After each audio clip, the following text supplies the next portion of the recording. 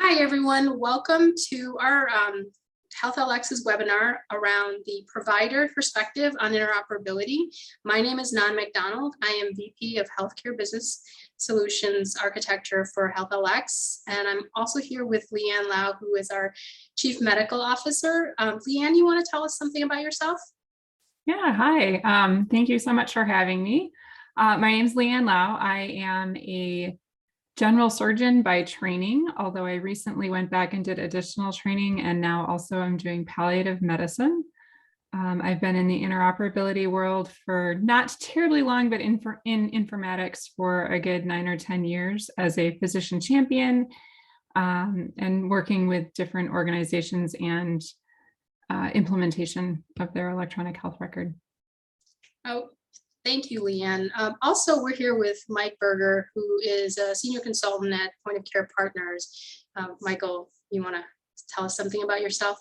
Sure thing. Thanks very much for the opportunity to participate today. Mike Berger from Point of Care Partners. And so we are a healthcare IT consultancy focusing loosely around the idea of e-prescribing, but more broadly around the concepts of interoperability. And so my background is on the EHR side. So I was a product manager for what is today Greenway Health, and then a VP of product for Allscripts. So I've got a great understanding of the way that the EHRs work and the kinds of things that physicians and clinicians are interested in using, and also some of the things that really don't exist yet on the EHR side. And so I'm have enough gray hair to remember where interoperability was defined by interfaces, point-to-point interfaces. And so we've come a long way since then, and I think still a little bit of room to go. Well, thank you. I'm going to dive right into some of the questions I had for you and Leanne. So when we look at interoperability in the payer space, which is where I'm from, achieving interoperability is ultimately really a patient-centric endeavor. And so I'm just wondering, why should providers look at interoperability as anything more than checking off a compliance box? Go ahead, Leanne. You tackle it first, and I'll add on. So looking at it as more than just a compliance box, first of all, we have so many things that we already have to look at as compliance. And so we've got to find a different angle, or physicians will probably revolt. I think that because of the potential for marked improvement in patient care, truly, if we can be interoperable in the way that physicians are looking for, that's going to benefit patients hugely. Specifically, we're making lots of progress in, problem lists between different health records. We're making progress with meds and allergies and all of those sorts of things. Immunizations are pretty good because most of them get logged with the state. So there's a lot of standardization there. And so there's a lot of the standardization means that there's a lot of interoperability that happens that's accurate. But I think that there's opportunity for, we're going to talk in a little while, Nan, I think, about how we can get more information from payers, but also from places that we don't always think of as being part of the healthcare systems. Thinking about social determinants of health, we can talk about, did my patient actually follow through with the homeless shelter? Did my patient follow through with food banks? Did they get the transportation that I was hoping that they could get? Right now, there's very limited interoperability in those spaces. And so I think that with the advent of the EHR, the possibility exists of being able to provide care to a patient, not just within the silo of information that you have, because you as the physician or the clinician have been able to accumulate that in the patient's chart, but really to have access to the information about everything that's going on with the patient. And then, purely clinically and from a public health perspective, of course, if you're aware of everything that's going on with the patient, you're going to be able to make more informed decisions about what you ought to be doing and what you should suggest for the patient. And so we've sort of tackled the challenge of the majority of providers now have an EHR. And so now it's a matter of leveraging those EHRs to be able to take advantage of the kinds of things that a computer can do. and it's we're getting there, but it's sort of a slow haul. But adoption of EHRs to get to this level didn't happen overnight either. So it's taken 10 years for most places to have an EHR, and it'll take another 10 before the efficiencies, especially around interoperability, are going to start to be seen. Yeah, and Yeah. I think, Mike, just to build on that, that's part of where the revolt from providers is coming, is that we've put all the effort into making it happen, and we're not seeing the payout yet. And we keep hearing that it's coming, it's coming, it's coming, and honestly, another 10 years sounds like an interminable amount of time, honestly. But I think you're exactly right that we've reached a critical mass now where enough people have it that now there's going to actually be the focus and the drive to work on the interoperability issues.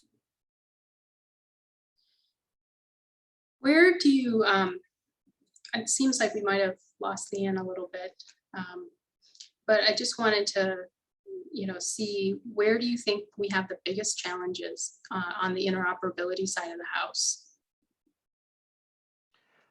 Well, so to a large extent, we have tackled the connectivity part of this.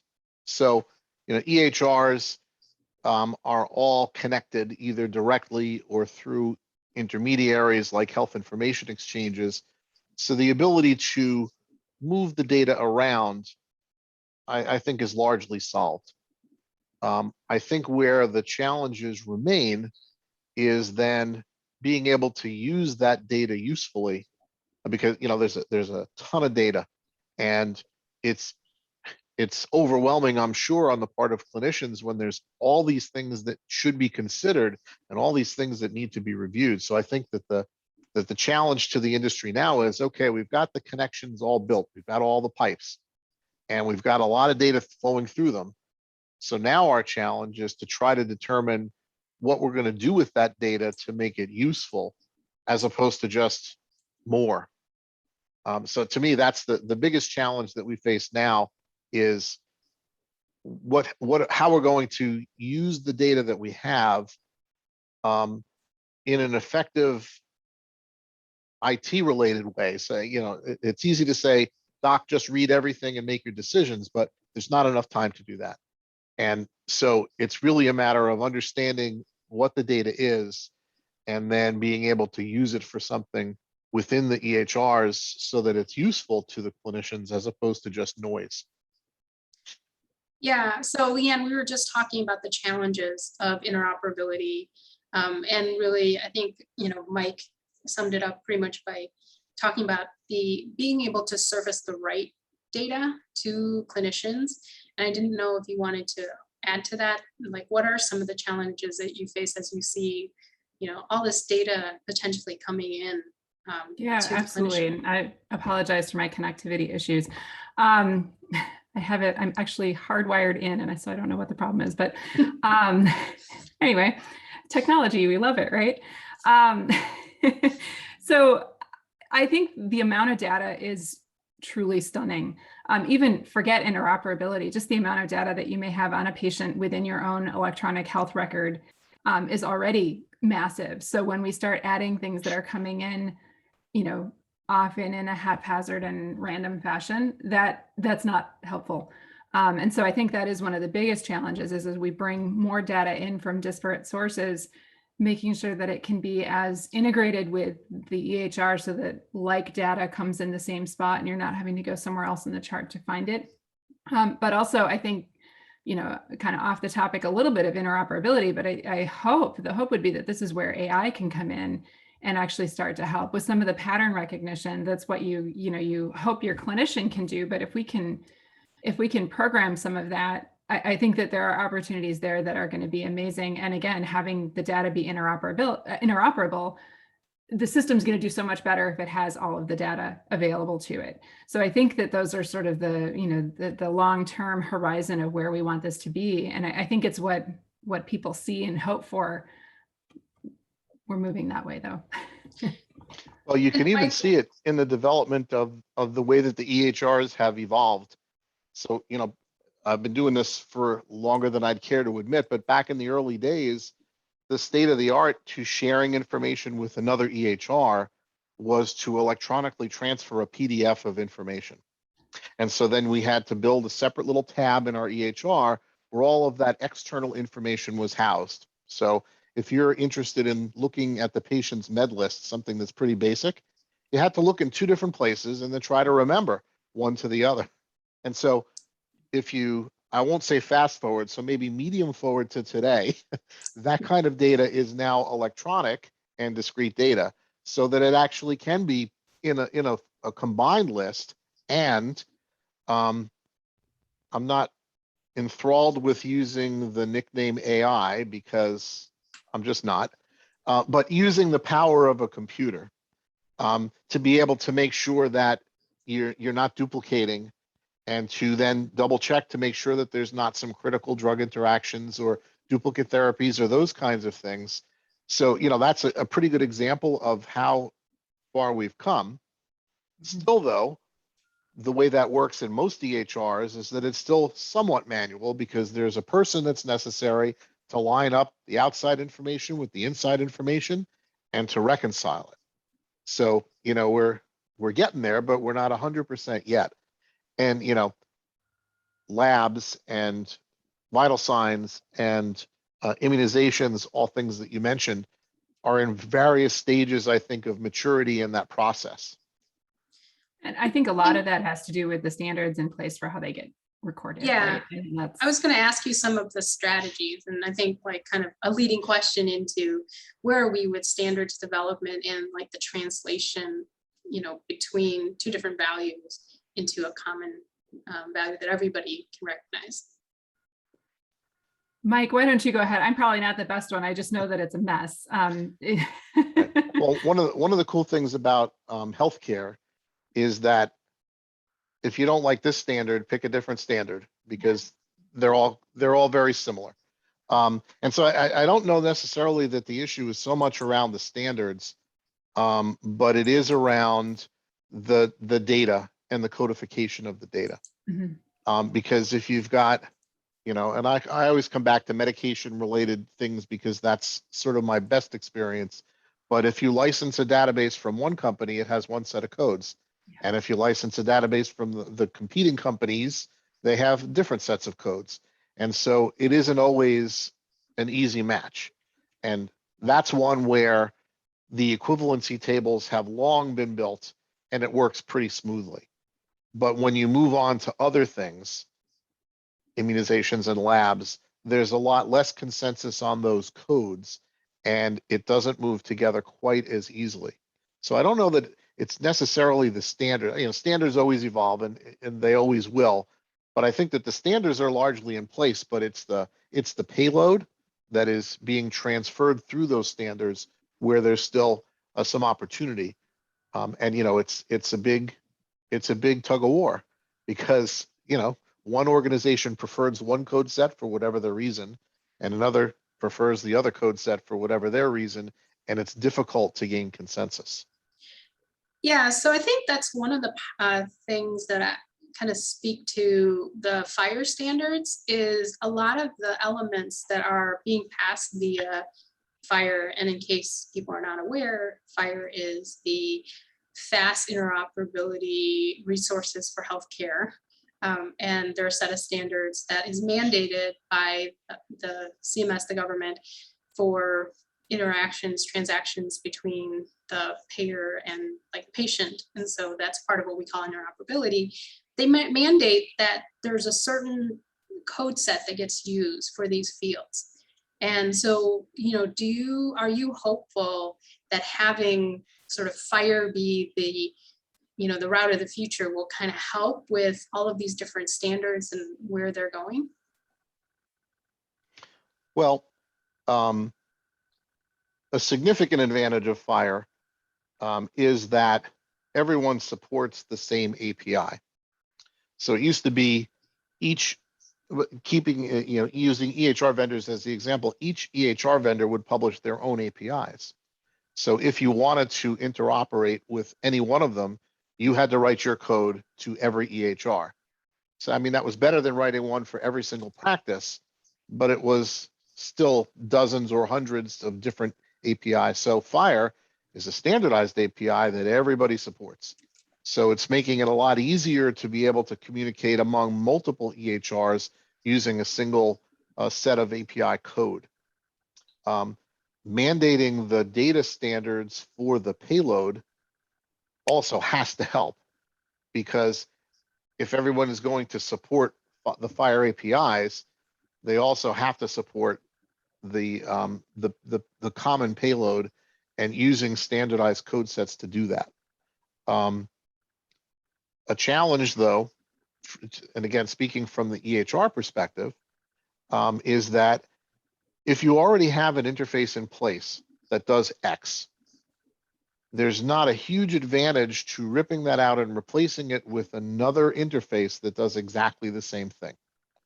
It's not something that you can charge your customers for, and it's just something that you would have to absorb the cost. And I mean, the cost is significant, not only to address it from the development perspective, but also then touching all the systems that you have out there in the market.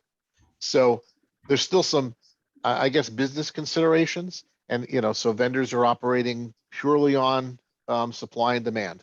So if they're getting everybody clamoring for doing something, there's demand for it, therefore they will build it. On the other hand, if there's something that is the right thing to do, but nobody's really asking for it, it becomes a lesser priority.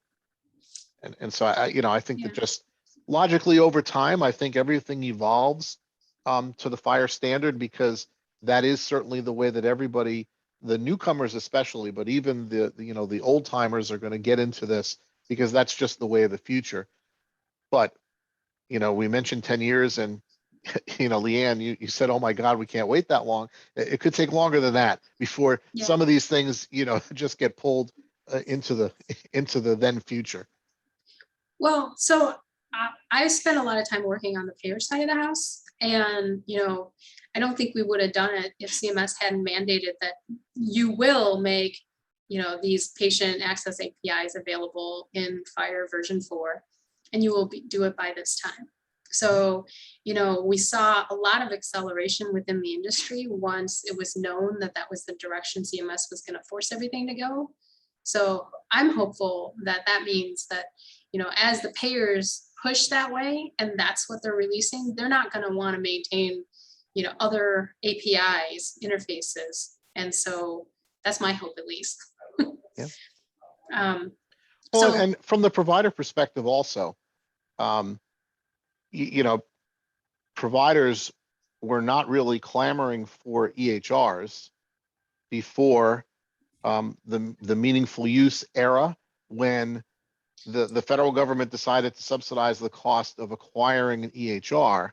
Mhm. And it's one of those things now, and I don't know, Leanne, you can tell me if I'm mistaken, but it seems like one of those things that even though you're not that enthusiastic about getting started because you've always practiced a certain way, once you get onto the EHR, it's difficult to think about what life would be like if you had to go back to just pen and paper.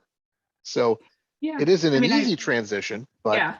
I mean, I remember those days of nobody being able to read anything in the charts. And, just thinking back, we can, bristle all we want about all these regulations and everything that's going on, but there were, we couldn't use abbreviations because they made things illegible, and, all kinds of different things that came up that were kind of a constant regulatory impact on us anyway, despite not having an EHR.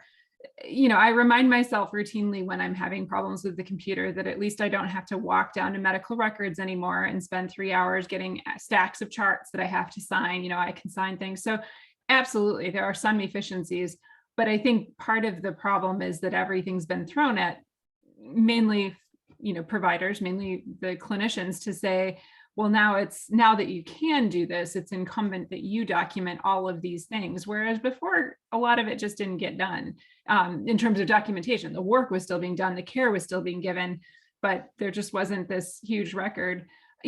Some of those inefficiencies some of the efficiencies we've gained, though, are lost by the other inefficiencies, like having to, pile through pages and pages and pages of data, that half of it is just order reconciliation things that are all just what the computer does behind the scenes, and I can't find the actual order that was written. And so I think it still is cutting both ways, unfortunately. And again, the hope is that we'll get there. I've heard time and time again from physicians saying that they are very, very high paid data entry clerks, because you spend a lot of time typing, clicking, checking, navigating between screens. And so that's, on the heads of the EHR vendors to some extent, because early days, EHRs were promoted as a way to eliminate your transcription cost. Yep. But I mean, you outsourced the transcription because you didn't want to type it yourself. You could have always done that. So, saying that now the clinicians can do all of the entry and, navigate all the screens, sure you can. Is that the most cost-effective use of your time? Probably not. No, and it's I think definitely that not working to top of license, which is something we talk about all the course. time, that people should be doing top of license work. The other big thing about that is that you say, eliminate transcription costs. The other main selling point for EHRs was the ability to capture charges better, right? And I think that fundamentally, and this is not interoperability related, but fundamentally is the big problem with the documentation in the ERs, that people are in the EHRs that we're documenting for billing. So that's the huge time suck, but that's, yeah. Well, that's and it doesn't get any better with all the interoperable data, because that just means more things to consider. Right. And so, if it's challenging even without that data, it becomes exponentially more challenging with more.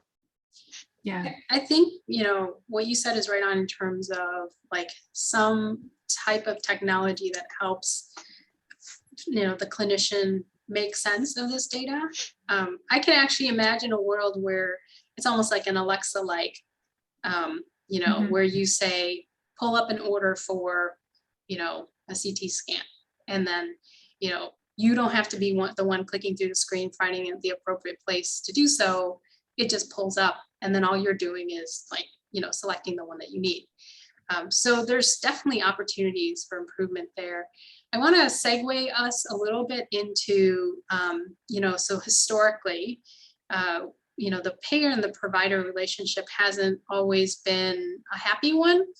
And so just kind of as we move away from this fee-for-service world, and we're starting to see more and more value-based care, and now with the government, kind of mandating some interoperability, APIs that are available to providers.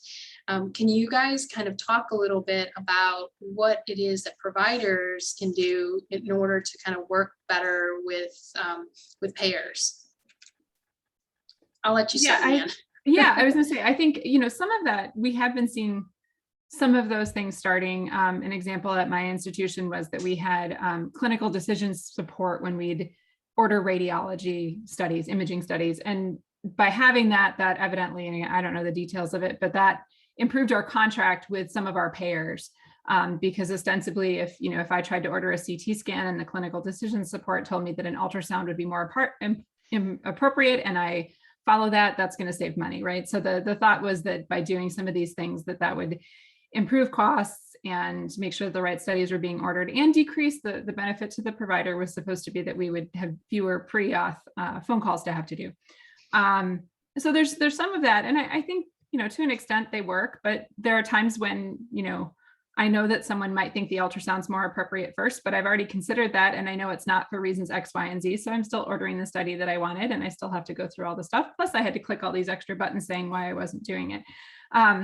But I think there's opportunities there. I think that in terms of where we could really see some value would be, for example, if a patient's coming for a second opinion and they've already gone through, somebody recommended a really expensive medication and they already did the pre-auth with the previous provider, and you're going to recommend the same thing, to be able to know that at the time when you order it, that it's already been authorized, those kinds of things would be really helpful. So I think there's opportunities, and I think some of the opportunities are probably not imaginable yet because we don't have them. And so it's hard to think about how the payers could be helpful to providers. So, as we talk about, making progress towards true interoperability, where aside from, just putting APIs out there or standardization, like what other investments do you think we need to really focus on to kind of, really truly take advantage of interoperability? Mike, I'm going to let you go first on that one. Well, so I think that the key is going to be to leverage the computerized capabilities that exist to be able to make sense of that tidal wave of information and to make it actionable. In the end, a physician has 10 to 12 minutes with a patient. And it's difficult to justify spending 5 of those minutes paging or clicking through a sheaf of data from other institutions and whatnot to try to pick out the nugget that's important. But I think that we have the capability now to be able to use computers to analyze all that information and to highlight pretty reliably what the nugget is. And so if you've got a diabetic patient that is on a continuous glucose monitor, for example, that thing is going to send readings every minute, and there's going to be just a ton of information. And while it's fascinating to see that the patient's blood sugar was fine for the past 28 days, on day 29, when there was a glitch, that's the one you need to worry about. That's the one you need to focus on. So, and that's a very basic example, but and there's zillions of others that you could think of, but that's an example of where that interoperable data will be helpful to the clinician because it'll focus on what's important that you need to deal with. And I think that sort of thing is happening, even though still in the work that we do as consultants, what we're still finding is that the state of the art is passing a PDF of a report for somebody to look at. So, even with all the technology and all the capabilities that are out there, it's still pretty primitive. And I think that that's the significant short-term goal should be of the technology vendors, is to be able to meld the information that comes externally in with the data that is organically built, and then to make sense of that data so that it becomes actionable when you're with the patient. Yeah, the curation part of it, exactly, Mike, that's the part that's really hard. And some of that is skilled work and, may never be able to quite be replaced by any computer systems, but a lot of it is not. The other thing that I would add in terms of just what interoperability could look like, just imagine an appointment with a patient where you're talking to them about whatever problem it is, and you've gotten through everything, and you're saying, as you're wrapping up the visit, okay, Mrs. Smith, I'd like to get these labs. We're going to send you over to lab today. I'm going to order this imaging study, and I'm going to see you back in 3 weeks. For you to be able to walk out of the room and open your computer and have the computer show you, oh, well, Ms. Smith actually had those labs a week and a half ago at another facility. The imaging study she had 2 years ago, right? Just so you can see, oh, we've had this. Maybe nothing has changed and I don't need to repeat it. And I've already scheduled the appointment for you, right? Like that would be amazing. And to be able to pull data from multiple spots, to be able to show what's been done, to not force the clinician to have to go look for it, or make phone calls, or, oh my gosh, health record requests are, the bane of all existence. So being able to pull all of those things in, and I think there's opportunity there, since, lots of people have that data, and, the payers, et cetera. I do think there's opportunity there, but as you said, Mike, I think we're farther away than we'd like to be. And what you mentioned is sort of the Holy Grail, right? Because every single one of the stakeholders benefits. Yeah, the payer benefits because they don't have to pay more claims. The employer benefits because they don't have to pay for more claims. The clinicians benefit, the patients benefit by being cared for better outcomes, and also less multiple testing that maybe they don't really need. And so, the EHR vendors benefit because all of their customers are going to be happy campers. So, you know, there's almost no downside except for actually doing it isn't quite Right. isn't as quite Making as it easy work. as us sitting here talking about it, but Right. you can see why it would be important. Yeah, there is a question that we got in that is talking about, so there's a proposed rule in the, kind of enacting the 21st Century Cures Act that requires payers to provide data on prior authorization and documentation requirements in an API format to providers. So do you think that this is something that provider organizations would use? Because while there is a requirement for payers to provide it to the providers, there's no requirement for them to actually use it. Or like, can you think of other types of data that would be, relevant or more useful than prior auth and the documentation requirements for that?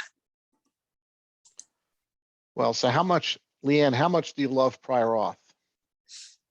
I love them. It's the best thing to spend time on hold and talk to two different people. Yeah, it's fabulous. No, I think that's interesting. I'm looking at the question too, and just thinking through, sort of my gut initially is to say, gosh, if somebody's had a prior auth for something, why is that relevant to me? But I at first blush, I'm thinking it's not, but when I really think about it, it actually would be. If I found out that somebody had a prior auth for the imaging study or whatever it is that I'm going to be ordering now, a while ago, number one, I can see if they actually had the study done, which sometimes patients have and they don't tell us. Or I can then be able to talk to the patient and say, oh, you already had this ordered. What's going on? And they might tell me, oh yeah, I didn't get it because it's going to cost me too much. And then I can figure out that they're still not going to get it because it's going to cost too much, and not waste my time following, not waste my time, but have my staff calling them to schedule and all these things. We can just actually talk about it and figure out a plan right then and there. I think there's other types of data too that would be useful in terms of, I'm thinking more imaging, but prior auths for like hospitalizations and things.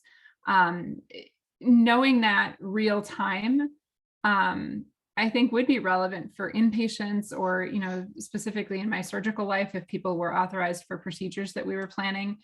It didn't always come to me, but I could see that being really useful for case managers or social workers. When they're doing analysis, a lot of times it comes to the provider when the case manager comes to you and says, this isn't happening the way you need it to. And then you have to say, okay, what do I need to do? Do I need to document more? Have I not addressed a certain problem? It's more, I think the clinicians aren't always thinking about the insurance, the insurance ramifications. They're just thinking about taking care of the patient. And that sounds really altruistic and it's not intended to, but that's just not where our heads are. Where, the patient needs 3 more days because I know they're going to need X, Y, and Z. Maybe I didn't convey that well in the chart. So now it hasn't been put through to the insurance company appropriately. And so now they're saying your patient can't stay.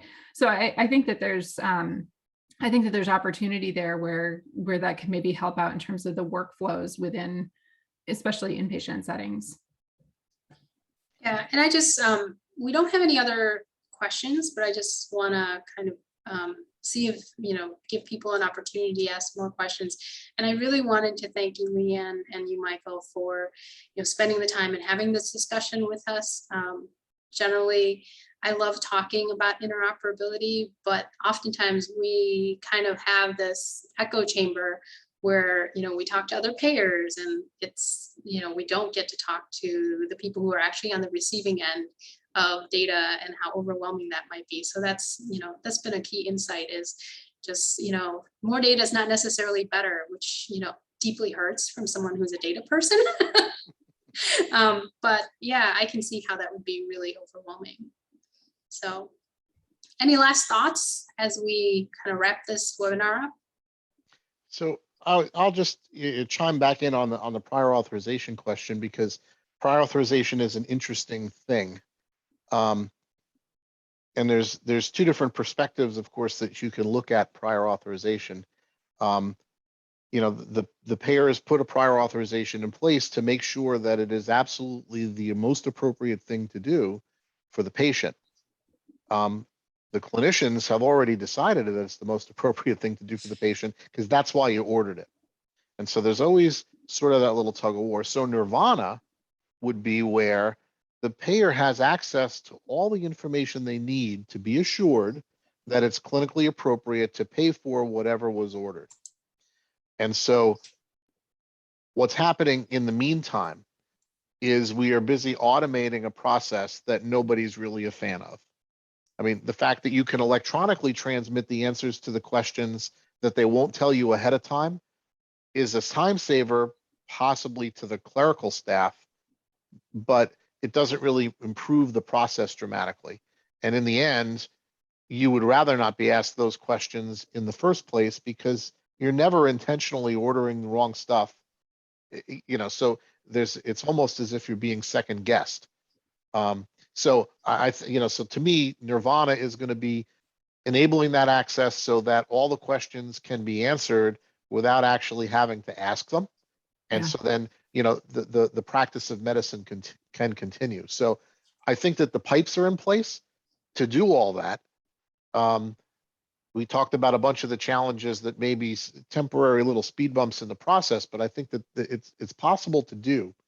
The hardest part, I think, is going to be to build a trusting relationship between the payers and the providers, because that tends typically to be adversarial, and it doesn't have to be.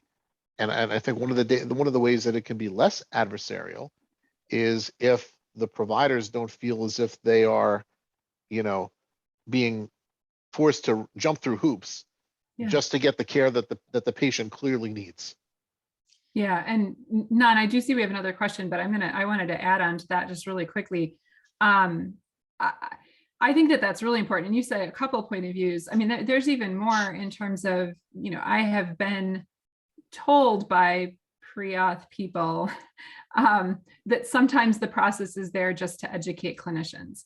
And like, those are the most maddening of all, is that I've called. It's also, another opportunity for interoperability may not just flow to clinicians. When I've got a note that I made sure that I signed the day that I put the order in, because in my assessment and plan, I put exactly why I wanted the study and exactly why I wasn't ordering a different study, where I've documented all of the things that I'm going to say in the prior auth phone call. And I still have to make the call, right? And I know that my notes are supposedly being sent over. And so, but the notes are being sent over manually, usually, I think, right? I don't know that there's a lot of flow the other way to the payers. So I feel like that's potentially another opportunity where interoperability could be improved, that our notes could be seen more readily. Obviously we're not always very good at documenting. We're not always timely, but in the times when we do make a point of getting it done so that we can maybe avoid the phone call, and then you still get it and you say to the person on the phone, it's in my note, and they say, I don't have your note. Right. It's maddening. Yeah. I mean, it is maddening actually on the payer side too, because a lot of, the technology that exists on the payer side is all of the structured data that comes in. And notes come through as unstructured data. And, while there's definitely, positive developments that are happening in things like natural language processing to decipher some of those notes, we're not quite there yet. So to your point, like, that's part of what all the standards are about, is, trying to figure out, like, what questions are you asking on, like, the, on the payer side.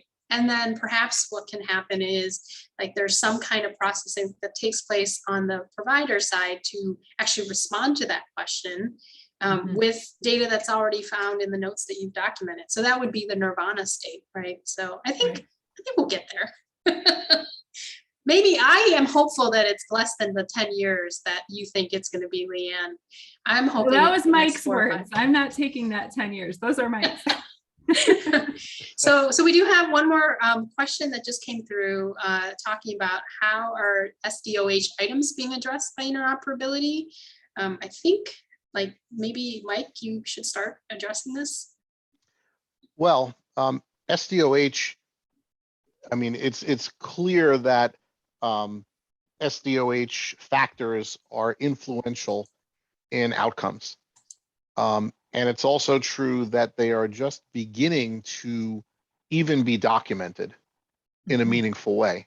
And so I know a little bit more about Epic than most, and I know that they have built a whole feature around SDOH, and it's all information that is captured in a way that can be analyzed, and you could, with dashboards and reports and all kinds of referral capabilities. So it's actually very well integrated. And so it's just beginning to come to the forefront of being something that is information that's being gathered in the first place. And so what's good about it being introduced now is it's being introduced at a time where FHIR and APIs exist. Yes. So that when the data comes in, it doesn't come in as a document or as a blob of text. It actually comes in as data. So it has the advantage of being one of the new things that's been built with the more current technology, so you can actually do something with it. So, if it came in as a PDF, it's just one more thing that you have to spend a minute of your 12 minutes on. And I don't know how much time you're going to spend on that, much less understanding, oh, this patient is food insecure. Now I've got to find them a referral to a food pantry. Whereas if it's all integrated into the same component, it's literally a click and here's your list. Yeah, absolutely. And that's, I've seen reporting that social determinants of health make up, 70 to even 80% of health outcomes. And so it is huge. And we have been, as a health system society, as a health society, I think we've been globally ignoring those for a very long time.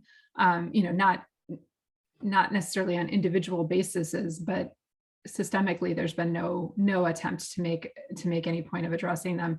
And I think, Mike, you're exactly right, though. I think there's a huge opportunity for this to be done really well because of the fact that we are starting to do it and we're setting up standards and trying to get it right from the beginning versus the hot mess we've inherited from everything else that's been going on, where we have to try to go back, as you mentioned, and redesign something that you already have that's working. So there's not a lot of impetus to do that.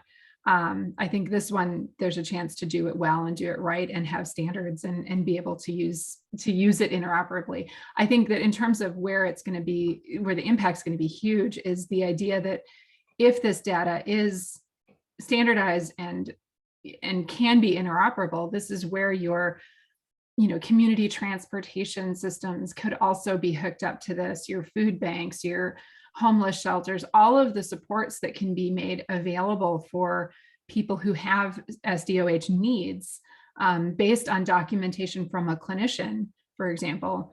Now you can actually show that referrals are closed, that they've actually gotten the thing that you asked them to do or that you ordered. So I think there's huge potential. And I agree with you, Mike, the fact that it's starting now maybe is a benefit. Maybe it's not such a bad thing that we haven't gotten to it till now, because we have the chance to build it well from the ground up and really make it happen well. I mean, I got to believe that even back in the paper charting days, clinicians were asking those questions. But the ability to actually consider that into the plan of care that you're developing is not that easy to do if it's all written down on paper and it's not connected. So I'm pretty enthusiastic about from a technology perspective how it's all come together. Remains to be seen as to how action is taking. Because don't forget, we're still at least 50% fee for service, depending on where you are.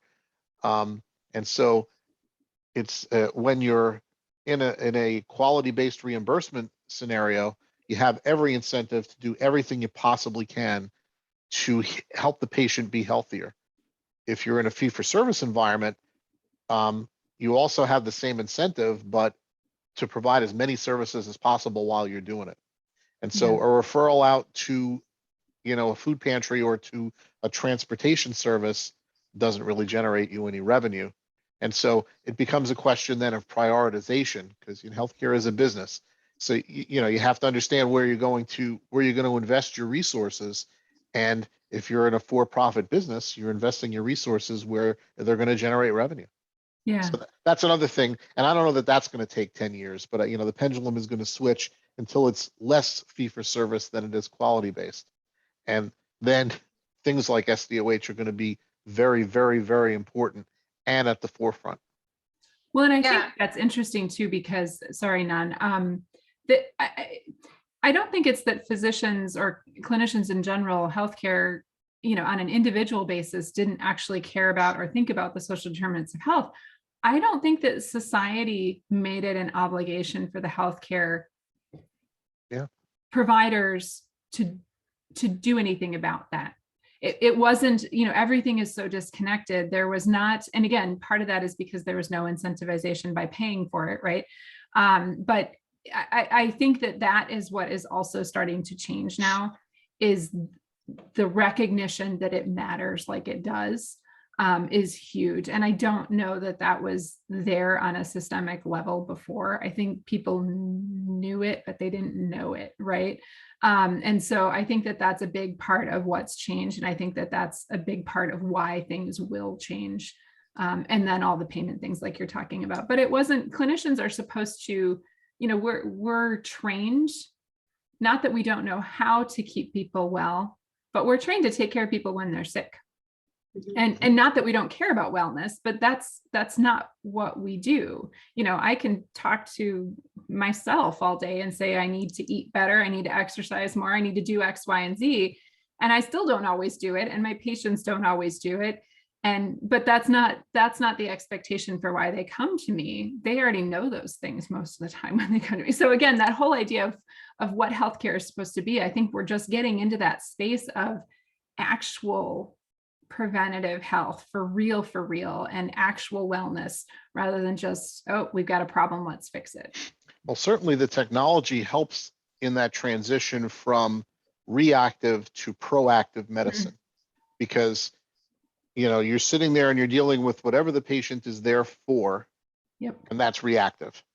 But with the tools that are available and the data that's available because of interoperability, I think it gives you at least the ability to be more proactive.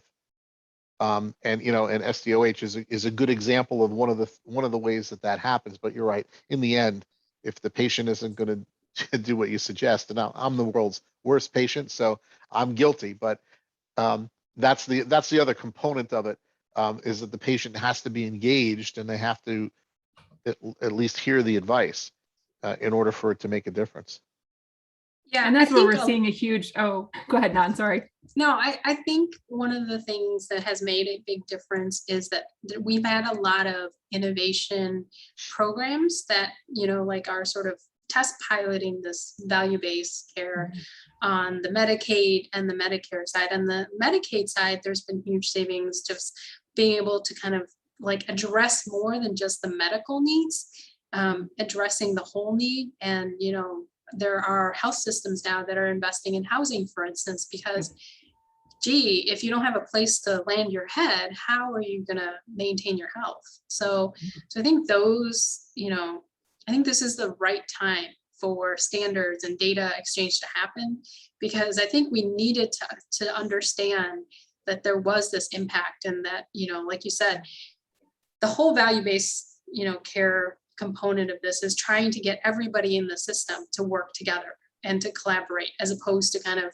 having those system incentives where, we're clashing with each other. And I, as the payer, am trying to, get you to do as little as possible, and you're trying to do as much as possible. And somebody else is, just trying to, listen to whatever it is that their doctor told them to do. And so, we just have all these crazy, perverse incentives.